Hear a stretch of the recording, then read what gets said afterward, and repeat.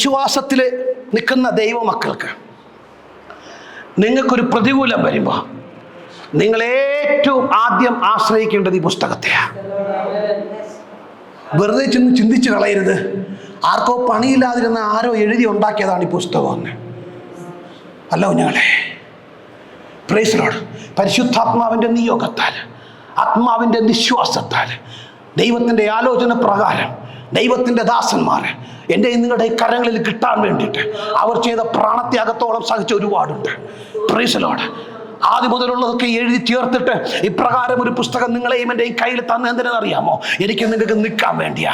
Price Lord. ഇതിന് നല്ലൊരു ബൈൻഡിട്ട് കവറിട്ട് അടച്ചു പൂട്ടി നമ്മുടെ വീട്ടിലിരിക്കുന്ന പ്രൈസ് ലോർഡ് അലമാരയുടെ മുകളിൽ കൊണ്ട് പൊടിയടിക്കാതെ അടച്ചു വെക്കാനുള്ളതല്ല ഈ പുസ്തകം. ഞായറാഴ്ച തോറും പൊടി തട്ടി എടുത്തോണ്ട് കഷത്ത് തിരികേച്ച് വന്ന് പള്ളി ഇരുന്നേച്ച് പിന്നെ അടുത്ത ഞായറാഴ്ചയ്ക്ക് എടുക്കാനുള്ള ഉപകരണമല്ല ഈ പുസ്തകം. ഇത് ദിനം തോറും വായിക്കണം, രാവിലെ തോറും നിങ്ങൾ ഇതിനെ വായിക്കണം. Praise Lord. ഈ പുസ്തകം വായിക്കുന്നവനൊക്കെയും അനുഗ്രഹിക്കപ്പെട്ടവൻ. Praise Lord.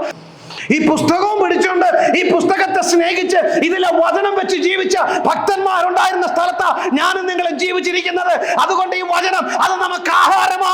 നിങ്ങൾക്കൊരു പ്രശ്നം വരുമ്പോ ഇതിനകത്ത് നിങ്ങൾക്കുള്ള വാഗ്ദത്തങ്ങളുണ്ട്, ഇതിനകത്ത് നിങ്ങൾക്കുള്ള മരുന്നുണ്ട്. ഈ പുസ്തകം ഒരു എൻസൈക്ലോപീഡിയ. ഈ പുസ്തകം നിങ്ങൾക്കുള്ള ഒരു പ്രൈസിലോട് ഒരു മെഡിക്കൽ സ്റ്റോറാ. ഈ പുസ്തകം നിങ്ങൾക്കുള്ള ബാങ്കാ. ഈ പുസ്തകം നിങ്ങൾക്കുള്ള സകല സോഴ്സുകളുടെയും ഉറവിടമാ. Know your book. നിങ്ങളുടെ ബൈബിളിനെ, നിങ്ങളുടെ പുസ്തകത്തെ നിങ്ങൾ വായിക്കണം.